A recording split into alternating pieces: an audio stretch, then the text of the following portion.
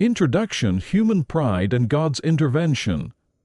Genesis 11 begins with the story of humanity, speaking a single language and coming together with the unified purpose of building the Tower of Babel. They intended to construct a tower that reaches the heavens to make a name for themselves and avoid being scattered across the earth. May nixed the Tower of Babel and confusion of languages. Seeing the people's pride and self-centered goals, God intervenes by confusing their language, making it impossible for them to understand one another. This leads to the people being scattered over the face of the earth, and the tower remains unfinished, earning the name Babel.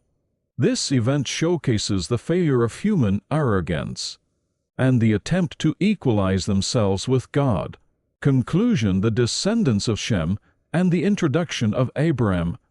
Following the Tower of Babel incident, Genesis 11 continues with the genealogy of Shem, leading to the introduction of Abraham. Terah, a descendant of Shem, fathers Abram, Nahor, and Haran. Terah takes Abram, his wife Sarai, and his nephew Lot from Ur of the Chaldeans towards Canaan, but settles in Haran. This sets the stage for God's salvation plan through Abram.